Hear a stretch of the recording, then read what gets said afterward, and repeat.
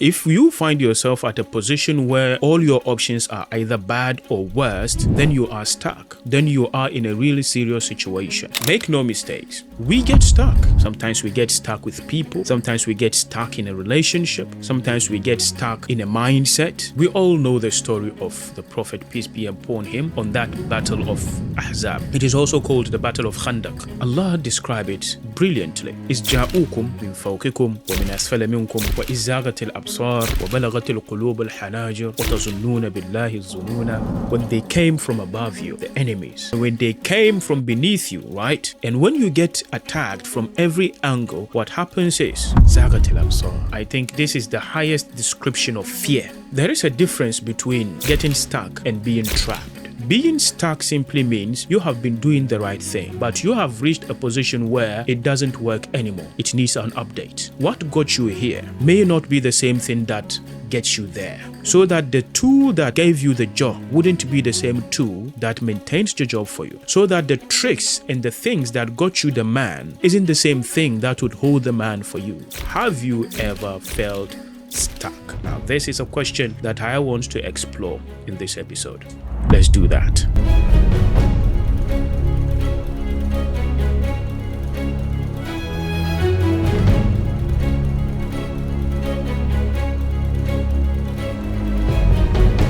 Hi, salam alaikum. You are about to listen to Human Bound Podcast. This is the voice of your brother and host Ali Hambal. Thank you very much for staying with me. I truly appreciate your time. Now, in case this should be your first time joining me on this podcast, here is what you should know. What I do on this podcast is to ask questions. I just ask questions. Now, I ask these questions in a spirit of curiosity. I don't intend to answer them. What I try to do is to explore them. Because here is what I believe. I believe as human beings, we have more legitimate claim to curiosity than we have to knowledge. After all, what do you know? Absolutely nothing. I mean, you can't know everything. And as my mate would say, I only know enough to get me going. That is a brilliant thing to know. Because you have this one life to live. You have this one space to occupy, and in this multidimensional world, you can only occupy one dimension. So you can't know really what is going on everywhere. So the wisest thing to do is to know enough to get you that brilliant life that you always want to have. So, but we still need to relate to people. And we still need to have compassion towards people. I believe asking questions, trying to understand people's perspectives, would give you that ability, that capacity to be compassionate. Because at least even when you do not agree with people, at least you would understand where they are coming from. You don't necessarily need to agree with people to understand their pain, to understand where they are coming from, to understand why they do what they do. Only asking questions would open these doors. By doing so, we might assume that position of compassion and we would relate well with each other and with the world. Life is too short, my friend. Life is too short. In any case, enough of this introduction. That is what I do, and that is what I intend to do in this episode. Now, the question is, what question do I seek to explore in this episode? Now, here is it. Have you ever gotten yourself in a situation that you don't know how to get out of? In essence, what I'm trying to ask is this. Have you ever felt stuck? Have you ever felt like you are stuck in a situation? You are stuck at a job. You are stuck at a place. You are stuck at a mindset. You are stuck with a person. You are stuck in a relationship. You are stuck in some kind of a bitter experience. Have you ever felt stuck? Now, this is a question that I want to explore in this episode. Why don't I begin this episode by sharing with you a story? Now, this is my personal story. It is a story of one of those things that you do as a child. I mean, as a kid, we do many stupid things. And what we do as children have this tendency to follow us for the rest of our lives. Now, in case you have not given it a thought, I suggest you think about it. You see, they say that we don't grow old. We rather become our older child, so that our childhood doesn't let go of us. It keeps following us till the end of our days. So if you happen to have a good childhood, that would shape the kind of adult you become.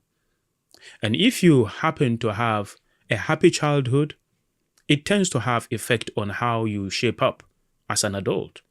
Whatever childhood that you have will shape you as you grow up. Why do you think they give more importance to early childhood education? I mean, early childhood education is considered to be one of the most important education, because that is where the human is being formed. That is where the formation of human psychology, the personality of any person is being shaped at childhood. When you have a lot of trauma as a child, then you will develop to become quite a traumatized adult. Now, many people do not see this. Many people do not pick this up. But that is the traces that has been following you till your adult ages. What happened to you as a child. So in case you want to trace some of your behaviors, some of your attitudes, some of your perspectives towards life, your personality, I think the good place to start is your childhood. It has all the secrets, all of it. You know, I had a very brilliant childhood. Now, I didn't say I had a very wealthy childhood where I had all the toys, you know, where my parents would buy me everything I wanted, all the flashy things. No. That's not what I'm talking about. I'm talking about the fact that we didn't have much. Our parents didn't bring back much at home. Now, many of us share the same thing. But regardless, we were happy. We had a happy childhood. We had brilliant childhood. You know why? Because we had ourselves. We always came together. There was nothing material that was separating us from having good friends. There was nothing. There was no technology to separate us from playing outside. There was no Facebook. There was no Instagram. There was no Snapchat. There wasn't video games, even though there was video games. But that is luxury. Okay. In fact, some of us did not even have television set in our rooms. So, on top of that, we had, as a whole family, just 2 bedrooms as the whole house. That is what accommodates everybody. Just 2 bedrooms. And that is where your father, your mother, your sisters, your brothers, that is where everybody sleeps at night. In fact, sometimes when it rains, one of those rooms is going to be the kitchen. So all the cooking pot and everything would be brought inside the room for the cooking to continue. That was the thing. And I am not just describing my childhood, my home. I'm describing the home of many children in the world. Well, you see, the beauty of it is that does not or did not prevent many of us from having a brilliant childhood. In fact, it made it necessary that we go out, that we meet other children, that we play. So we played. We went out. We were adventurous. We went into the bushes. We went to the waterside and we played. And we had this swimming pool. Now, when I say swimming pool, I was not talking about the beautiful, bluish water, all purified. Now, I'm talking about Palele. Palele, Musam Palele. Yeah. It is a stream that flow in the area. And when it rained, it becomes overflowed and it looks brilliant. And we jump in there and we took our swim. That was a swimming pool, man. We had a brilliant childhood. So we had loads of friends. And when we go out, we play, we get dirty, we come back home.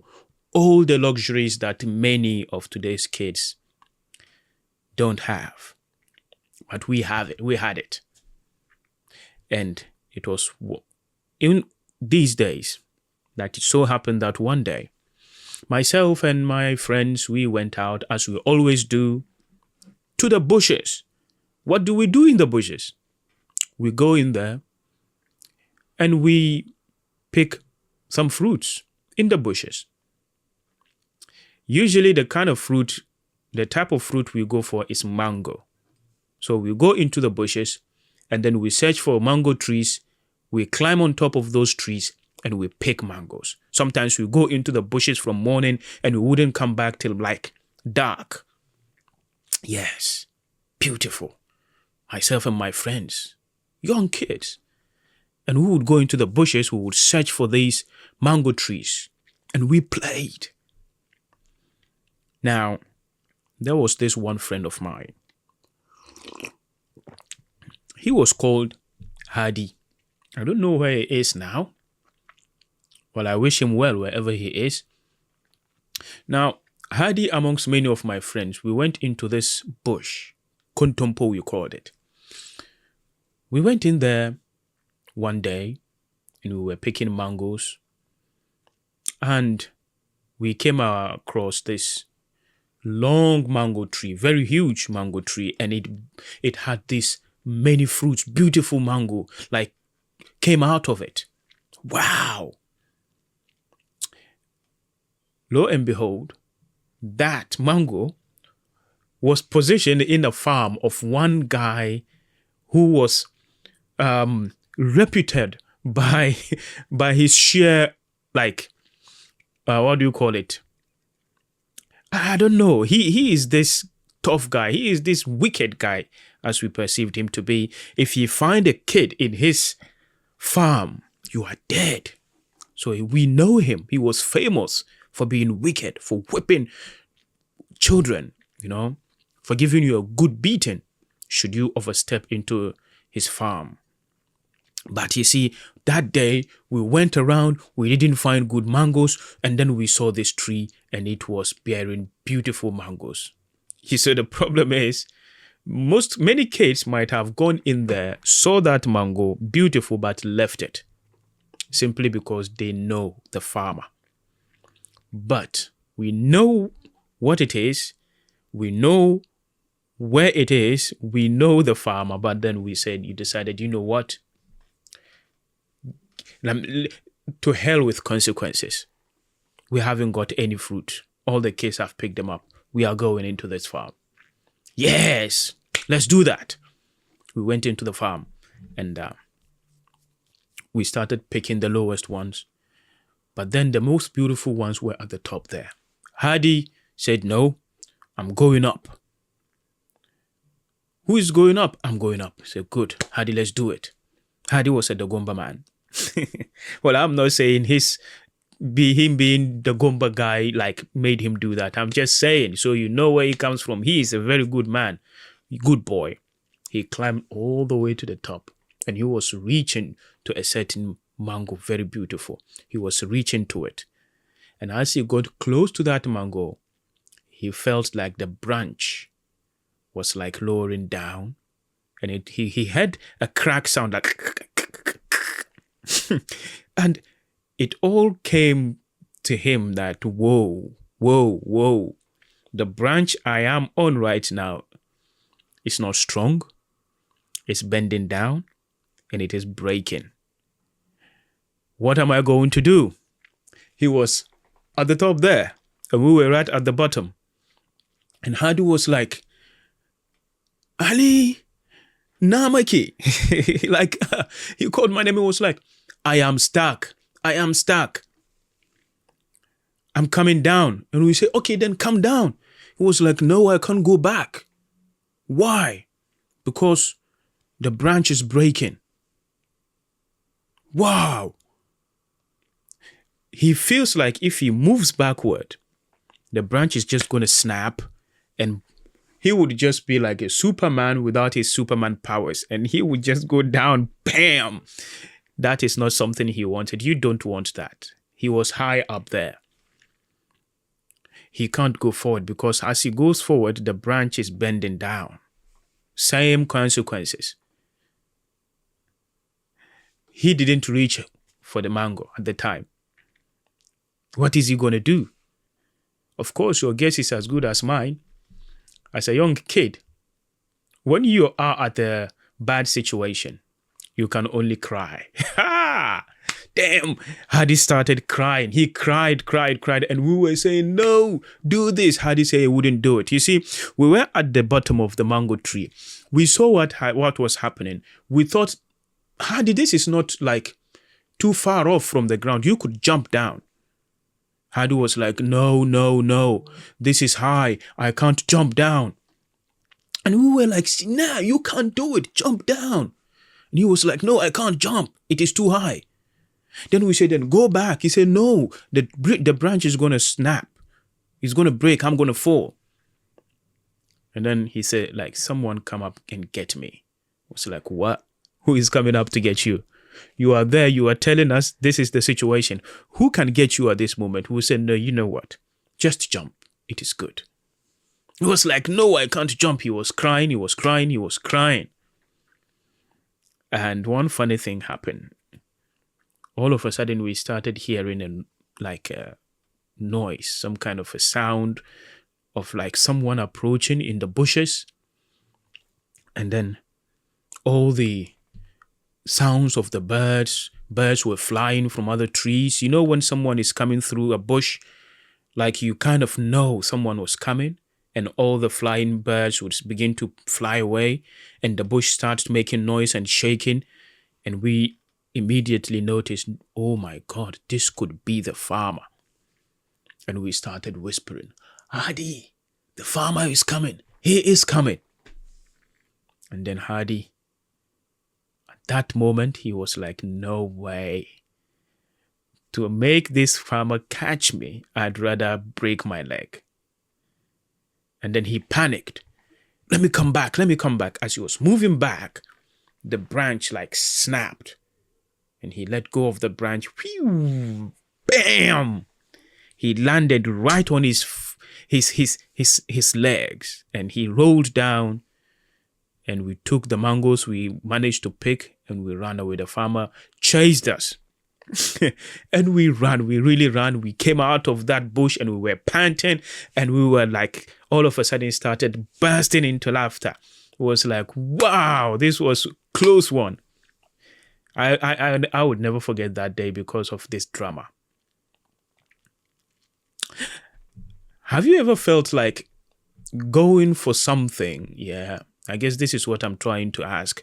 Like getting into a situation and being stuck. Like you don't know how to come back because coming back is too dangerous. And you can't go forward because the forward is uncertain and it's not solid. And you can't jump because it's too scary. I mean, this is the situation that many of us find ourselves in. Now, make no mistakes. We get stuck. In most cases, we get stuck. Sometimes we get stuck with people. Sometimes we get stuck in a relationship. Sometimes we get stuck in a mindset. Sometimes we get stuck in a situation. We get stuck at a job. Sometimes we get stuck at a process. The funny thing is, when we get stuck, we kind of give up on life. We kind of give up on doing anything.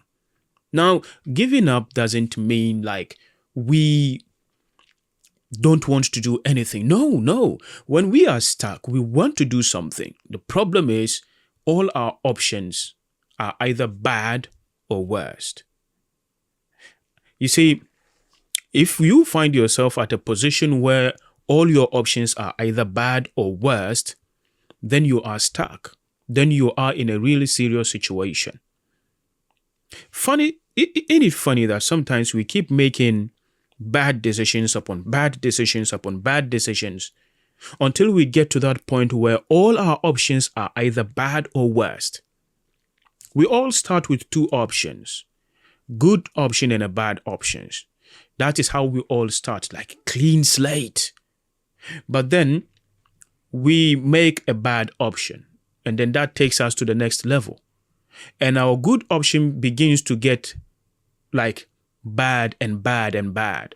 So if you make the first bad choice from a good choice, the next set of options you will have is a bad option and a lesser good option. And as you keep making bad options, you will find yourself at a position where you get stuck with two options, bad option and a worst option. Now you can always make things much more worse. If you want to get back, I believe the wisest thing to do is to choose the bad option. And that will lead you to the next option where you would choose from the bad option as you go back to having a good option and a bad option. But the simple reality of the matter is, as we keep making bad options, bad decisions, one day you would find yourself choosing between bad option and a worst option. That is not a good place. That is you being stuck. So people that get stuck, when we get stuck, really, we want to do something. Nobody wants to do nothing when he is stuck. No, nobody wants that. Whoever gets stuck, he wants to do something. Problem is, whatever he does is either a bad option, a bad move, or a worst move. And that is scary. That scares us.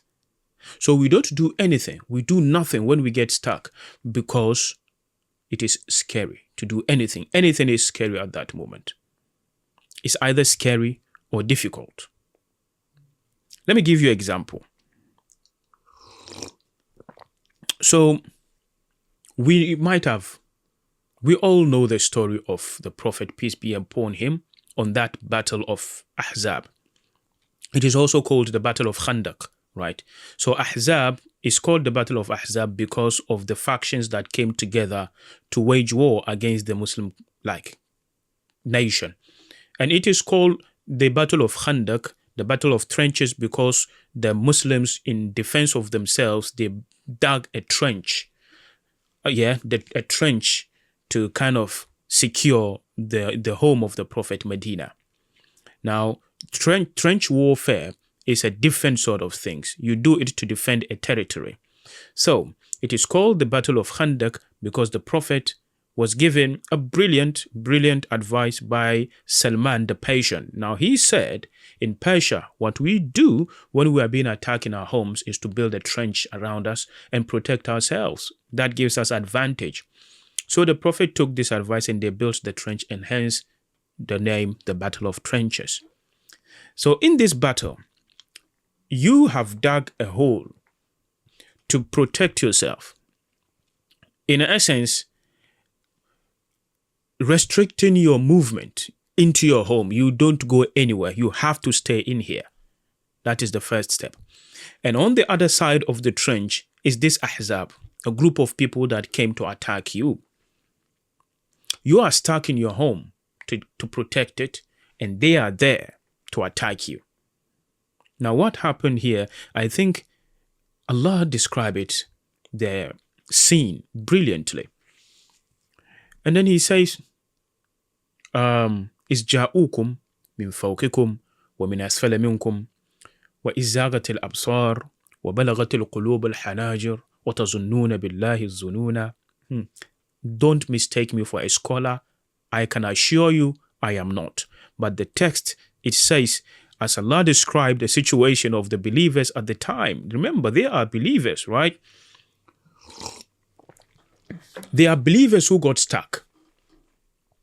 So it's not always fools that get stuck. I want you to follow the story.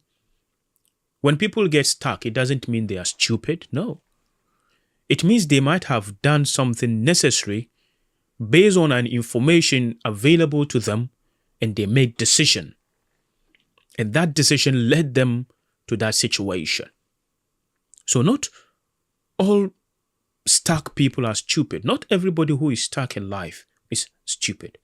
In fact, some of the most brilliant people are stuck. And I will talk about this later on. But now what I am trying to suggest is that the believers who believed in God, even with the prophet, yes, they were with the prophet. But then they, based on the information available to them that they are being attacked, and based on the strategy that sound like the best strategy by Salman the patient is to build a trench so that they protect themselves. Based on that, they got stuck in their home. And when Allah described it, He says, when they came from above you, the enemies. And when they came from beneath you, right? This, imagine, it means you are being attacked from every angle. And when you get attacked from every angle, what happens is, your eyes will begin to don't know how to look. I don't know how to describe. Your eyes would be, mine. I don't know the language. And your heart will begin to punch, skip beats. It will be as though it is coming out through your throat. This is like a zenith, or I think this is the highest description of fear. When you are being attacked from all angles and you don't know where to go. That is the description here. This is the worst kind of getting stuck. When you are at the place where you know that every possible thing is against you, every storm, every wind, everything is against you. From above you, from beneath you, from your side, your left and right, nowhere cool, man. And on top of that, you don't know how to save yourself. That is the worst place to be, isn't it? I'm just saying, sometimes we find ourselves in that situation. It's like everything is against us. It's about life is against us. Our family is against us. Brothers who are supposed to be there for us are against us. Friends who we expect to stand by our side took their other side, the enemy side, and they choose to go against us. They came from above you, they came from beneath you. Now that is the time you begin to feel real fear in your heart, because you wouldn't know what to do. You wouldn't be able to go back because you came from a very far distance. You've made some decisions. You burnt some bridges.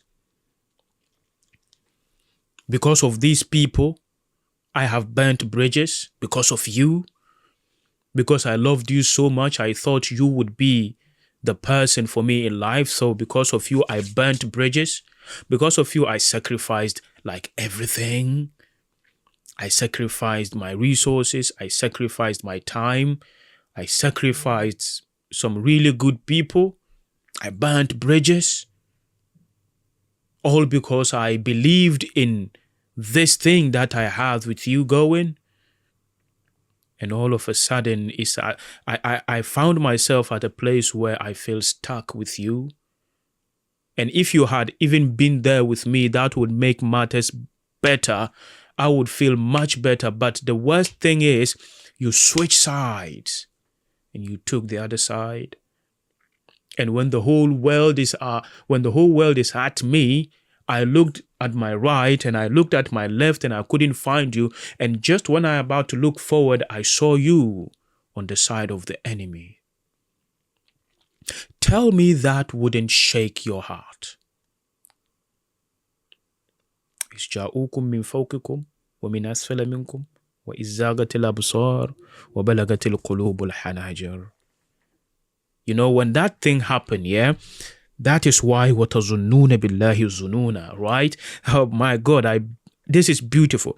That's why you begin to doubt everything, including God sometimes. It is sad that sometimes, you find yourself in this situation and you doubt like everything. You doubt everyone. I know. We may not have found ourselves in that situation where we doubt God. And I pray we never find ourselves in that situation. But there are things that happen to people that make them doubt everyone and everything. وَتَظُنُّونَ بِاللَّهِ الظُّنُونَ.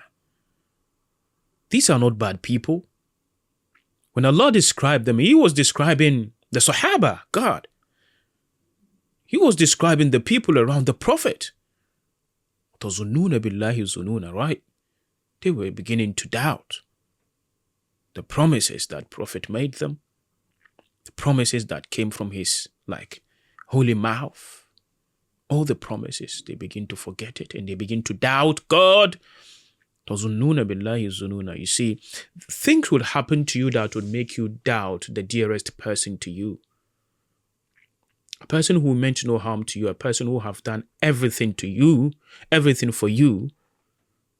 You go through things when you are surrounded, when everything is against you, when the people you love, when the people you trust suddenly switch side and found themselves in the camp of the enemies. Tell me that wouldn't shake your trust in people and human nature.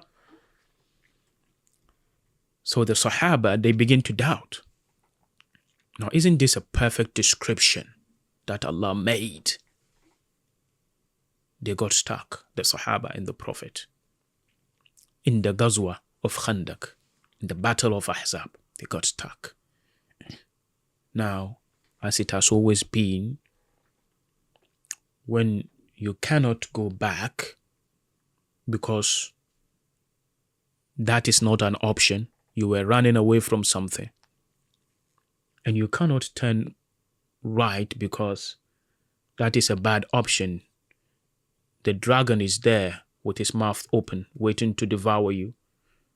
And you can't go left. Why? Because there is the enemy there that will laugh at you. He is waiting for you to, mess up and say, I told you so. So the I told you so guys are right there beside you waiting. So you can't go there.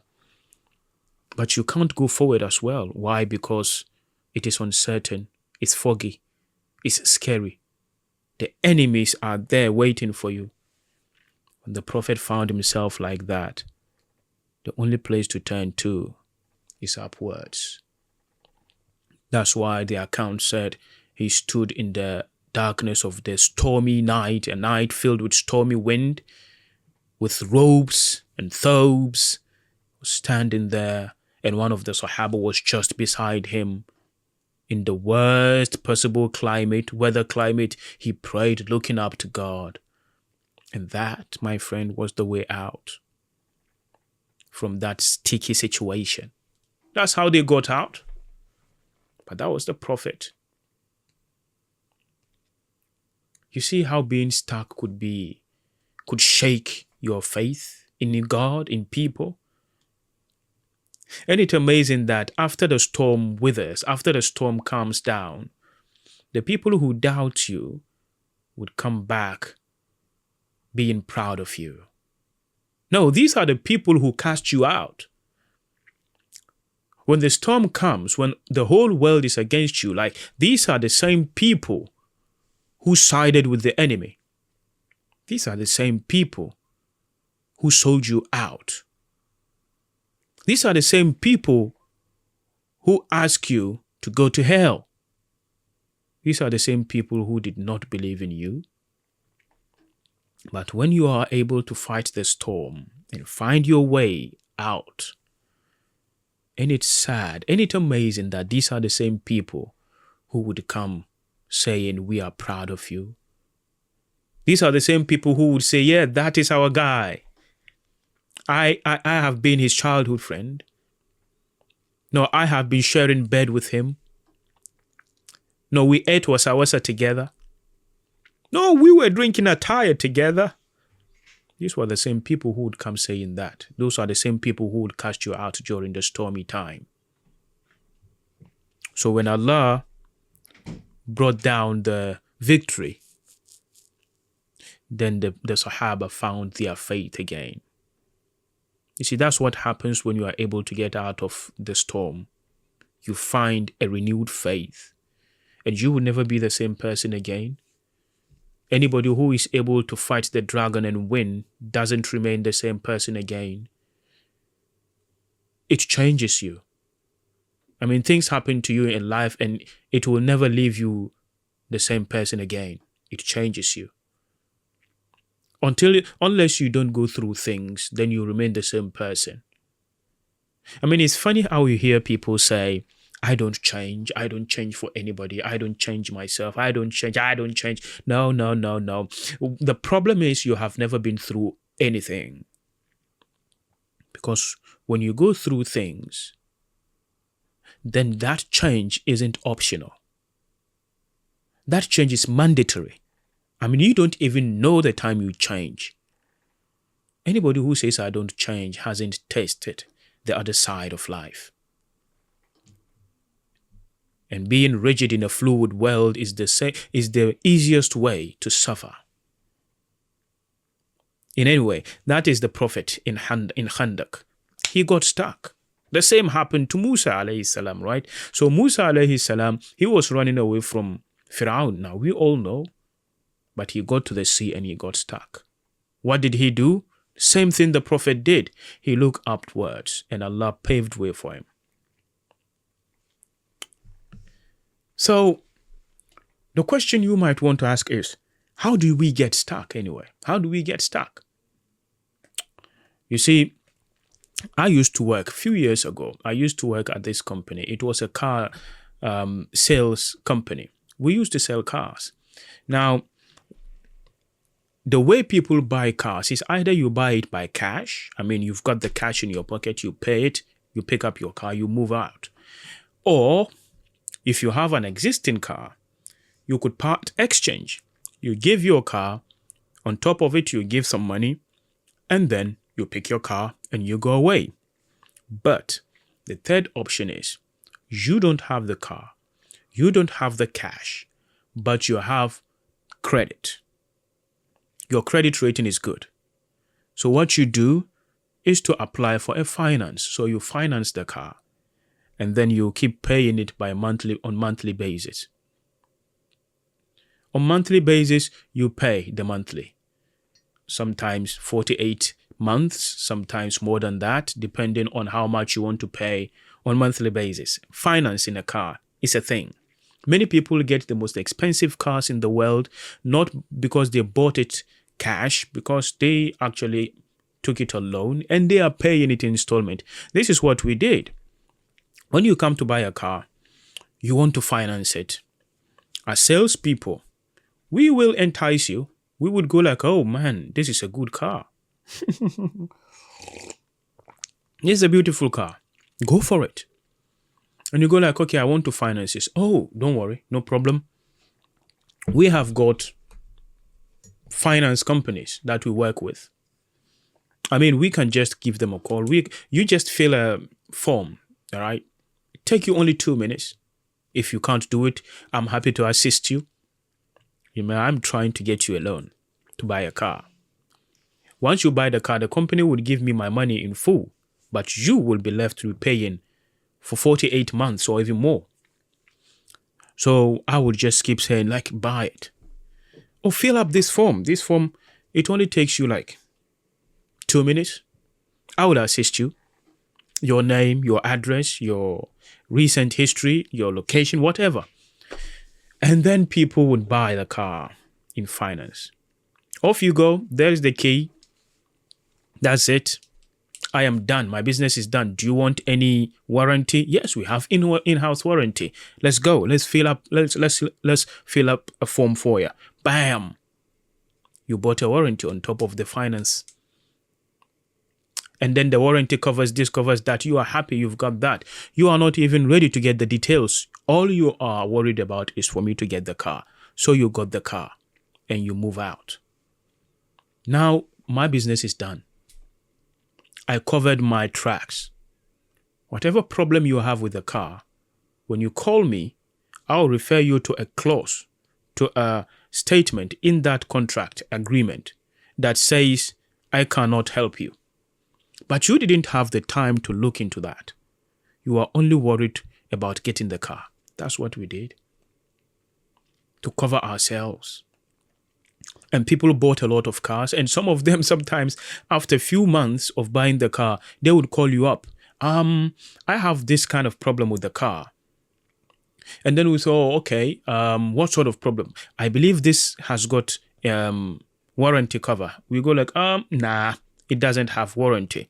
What? I just bought warranty. I was like, no, the warranty covers this. But you don't know it doesn't cover the biggest thing. And now you have to repair the car. And now you begin to dislike the car. Can I return the car? Nope. I will have to contact my finance company. They'll do that. That's not our problem. And then you get stuck with a car you dislike for so long. And things change along the way. And you lose your job. And now you can't pay for the finance. And the finance company is threatening to reclaim the car. And a whole lot. And people are like, when am I getting rid of this car? And you feel like you are stuck with the car.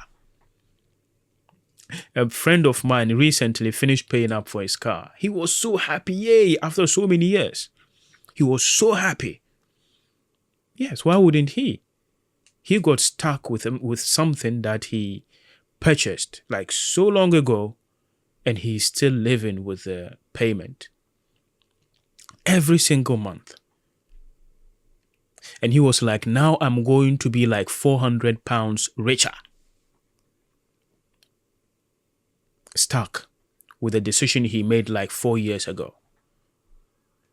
What I'm trying to say is, look, when you are getting yourself into a trap, or when you are getting yourself to a position where you get stuck, you can't see it. I mean, you just keep moving. Think about the relationship you are in right now. You are in this relationship and you started this relationship with all your heart. I mean, you went in with all your heart. You gave in everything. And all of a sudden, things begin to go sideways. But you have invested a lot in this relationship to go back. You have burnt a lot of bridges along the way.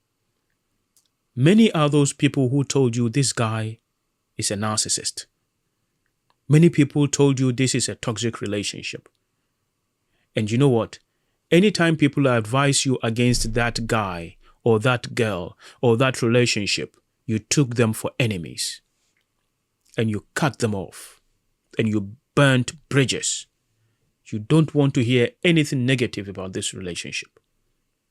For that, you cut off yourself from people who loved you, who had your best interest at heart. You sacrificed a lot for this relationship, my friend. And for so long, people have been telling you, you know how when you are in a situation, you can't see it, but people outside can see it? I think that is why coaches exist, because they are always outside the field to have the clearer eye to assess what is going on in the field. It doesn't matter if you're a good player. Sometimes you can't see the direction and the dynamics of the field. People outside can see clearer. That's why it's important to take outside advice. Problem is, usually when people advise us, because we are invested, we don't understand. Sometimes we think they are the enemies. They don't want what's the best for us. They're trying to deny us this one thing that we love so much. So you are in this relationship for a very long time, and because of that person, you have cut off people, you burnt bridges, and because of all these things that you have done, you know for sure, if I leave this place and this person right now, after so many years of believing in him, of believing in this relationship, after so many years, now I'm like calling it a quit. I can't leave this relationship. I mean, I have given so much to get out. If I leave now, what will people say? What would my friends say? I would only validate what they told me like so many years ago. I can't leave this person. But this person is killing you, man. I can't leave him. I have to stay in here. Even if I am dying slowly, I have to stay in. Isn't this what many people say? And by saying that, they justify why they should suffer in a toxic relationship. Have you ever wondered why people can't leave a toxic relationship? This could be one of the reasons. Because they have come so far to go back. That's exactly that. They have invested a lot. But when they started, it was all good. And because it was good, they have done all things. They have given everything.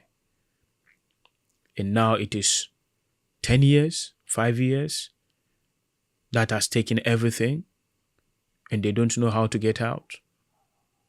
They are stuck in that relationship. Did you see this movie? I think it's a brilliant movie. I believe the title of that movie is Acrimony. Acrimony is a brilliant illustration of what I'm trying to say. Acrimony is a brilliant movie. It describes a lady, a girl, who started this relationship with so much love and passion, and my God, with so much faith in the man she loved. And this man was in a project, and he tried everything, and she sacrificed everything for him. And against her family's advice, even though the family hated the guy, she still stood by his side for so long. And now she feels like she is stuck with this guy, with this loser who doesn't seem to be going anywhere. Because of him, I can't build my life. I can't have a joyful life. I can't have a career. I'm only stuck with this guy. Now, if you see that movie, watch the eyes of the lady. She feels like depressed, like all the time.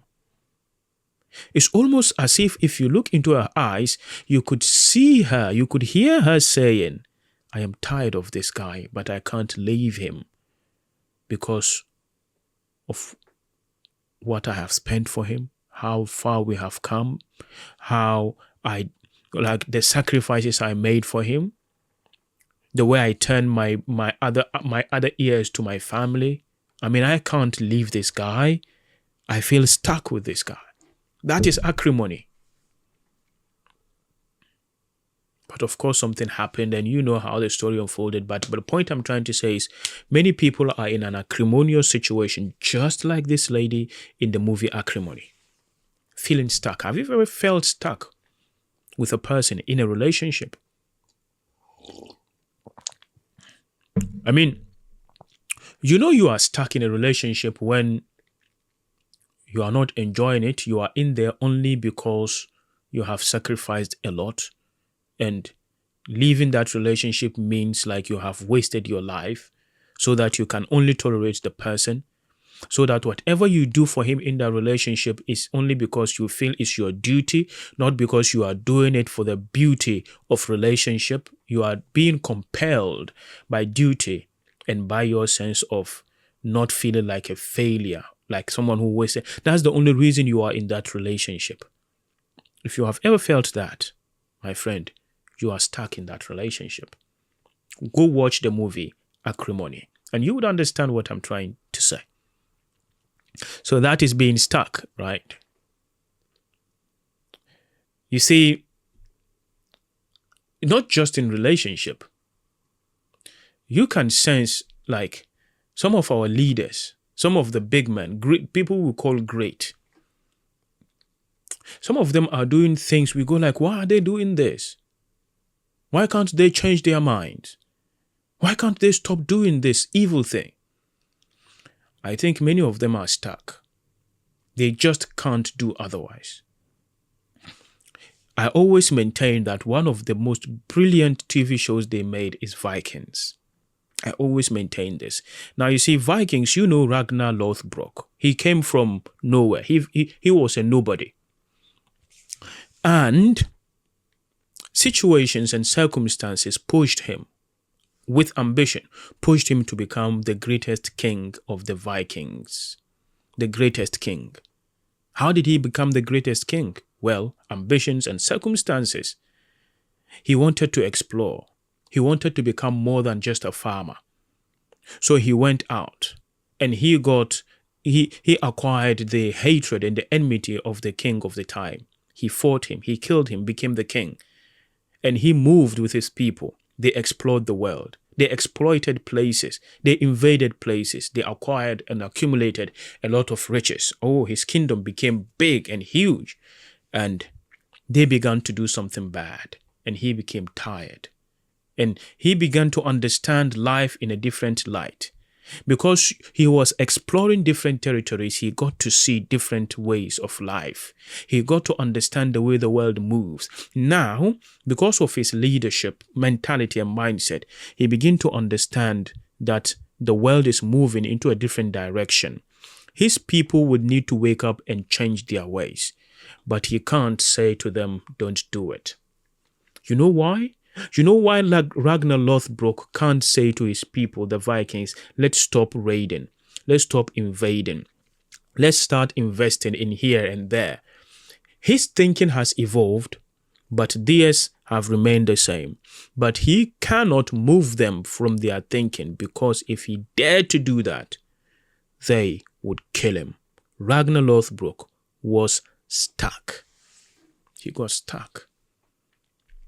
He was the greatest king of the Vikings, and he was stuck. He was stuck with them. He is no more an individual. He was the people. I think many leaders, many heads of institutions and states, or political parties, or movements, I think many of them are stuck because if they dare to move away from their people will become the most dangerous element in their lives. You can't do that. That's why I think many of them people are stuck. They are just stuck. They can't do anything else. If you rebel, it's like you are bringing down the entire institution. There are people who would kill you. They would get you out of the way. And when you have done something for a very long time, and you have acquired notoriety, okay, you have acquired some kind of position in the society, then you feel like you are stuck with this thing.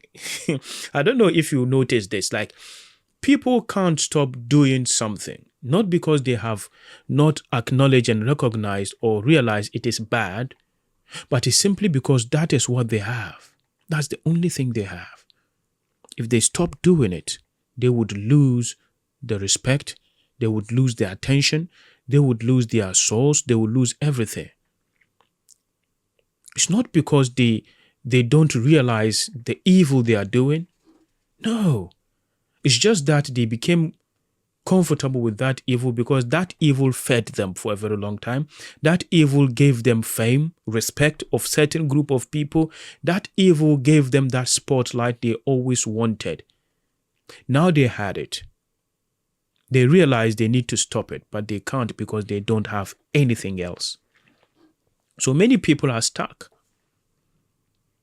Many people are stuck. If you would listen to people who do interviews, like those in the adult industry, the porn stars, some of them.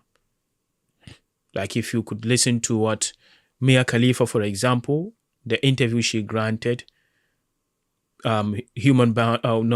The Diary of the CEO with Stephen Bartlett, listen to what she says online, then you understand like many people look like they are doing good when in fact they are stuck in a situation. They would trade places with you who don't have a fraction of the wealth they have. You think they have made it in life, but they would trade places with you. They would give everything just to be you. I mean, you may think, who am I? No, you wake up in the morning and you do what you want. You can go to your job, you can go home, you can do what you want. You don't have a lot of money, but you don't abuse your body, you don't abuse your mind, you don't sacrifice your soul, you don't sell your soul to the devil. I mean, you don't do all these things. You have peace of mind. Many those people we want to be, some of them would sacrifice, they would trade places with us. Go listen to the interviews, go listen to what they are saying online, and you would understand how blessed you are. Now, I want to conclude with this. There is a difference between being stuck, getting stuck, and being trapped. Okay? Now, you can get out of either situations, but they are different. Being stuck simply means you have been doing the right thing. What you have been doing has been working for you thus far, but you have reached a position where it doesn't work anymore. It needs an update. You are stuck because you have not done the right thing for a very long time. You are stuck because you have not updated your ways. Now, herein I want to say that what got you here doesn't necessarily, what got you here may not be the same thing that gets you there. So that the tool that gave you the job wouldn't be the same tool that maintains the job for you. So that the tricks and the things that got you the man isn't the same thing that would hold the man for you. So that people are saying, I don't know, I always get these people and they slip away. I mean, people are not trustworthy. You can't rely on men. You can't rely on women and all of that. Now, no. Have you ever wondered or asked this simple question? Where did you go wrong? It could be that you are trying to use the same thing that got you that relationship to maintain the relationship. These are two different things. What got you the relationship wouldn't necessarily keep the relationship for you. You need to update that. It is a different thing. So, being stuck in a relationship that doesn't move forward, that doesn't shift at all, that doesn't give you anything, being stuck means you haven't updated your ways for a very long time. And until you update it, you're going to remain with this bad relationship for a very long time, and it is going to get you depressed. And at the end of the day, it might even waste your time and you would split. So being stuck doesn't mean you have done anything wrong. What it simply means is you have done everything right up to this point. But to keep the flow, you need to update your system. You need to update your ways. So when you have graduated from a university or any institution, many of us sometimes we felt stuck. I mean, many young people feel stuck. I felt stuck for a while. Especially when you come out of the university for the first time, the mind, wow, now I am a graduate. I have this certificate. I have this degree. And your mind is, once I have that paper, that degree, I'm going to kill it. I'm going to do the right thing. I'm going to have the best job. Until life plays life on you, you come out and you realize you are doing nothing. I mean, you don't get the job. You don't get your dream job. Anywhere you go, you are rejected. And then you feel like the world has moved so far ahead from you. You have been stuck with your certificate. Many young people feel stuck when they come out of school. But they have done the right thing. They have gone through the education system. That is the right thing to do. But why do I feel stuck? Well, you did the right thing. The flow of life only says that don't stick with your certificate. You have done the right thing up to this point, but your system needs an update. You need to update yourself before you can get that thing flowing. If you have a pipe through which water flows and the water stops flowing, it means something has blocked the flow of the water. You need to empty that. You need to push that out. You need to clear the area. That's what you need to do. If you want to experience the flow and you feel you are stuck, update yourself. That's all you need to do, and to do the thing that will take you to the next level. But being stuck is different from being trapped. Being trapped is doing the wrong thing over and over again until you get to a point where all your options are bad, either bad or worst. That is being trapped. Now, I always take this principle. Whatever feels so easy and too good to be true is a bad signal. Because life is not meant, good things are not meant to be that easy.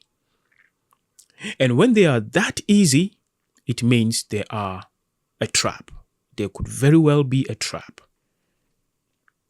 Why don't you think about this way? You know how the prophet, peace be upon him, said that the way or the path of the heaven is being filled with obstacles and harshness and difficulty.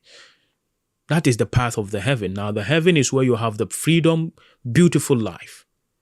But then he says the path of hell is filled with desires, beauty, all of those good things, glittering things, shiny things. That is the path of the hell. That is what the prophet said. All right. So now why don't you just pick up that as a template and put it in your life template and see what it is. By way of principles, it simply say that good stuff in life are supposed to be hard to get. And bad stuff in life are usually very easy and simple to get at the beginning.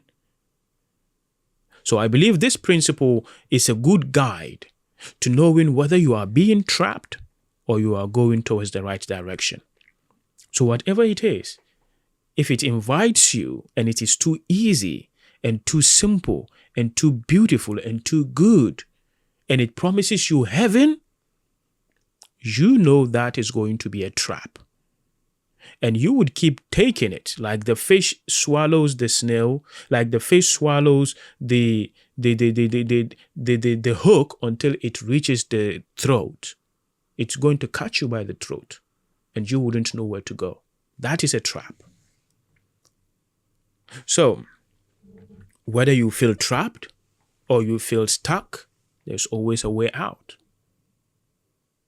I believe we can't get stuck forever.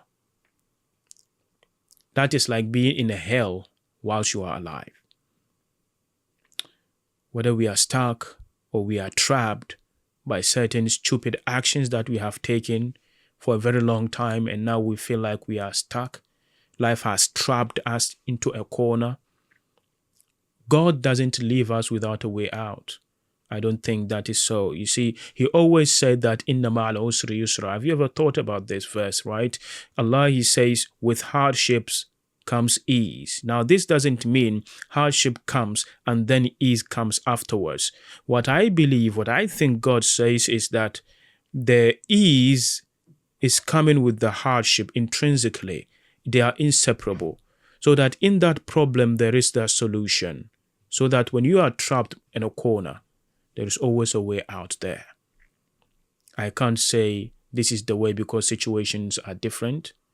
But if we can look deep enough, we will find our way out. Being trapped is not a good thing. Being stuck is equally not a good thing. But it is a signal that some action needs to be done. Question is, are you going to take the action?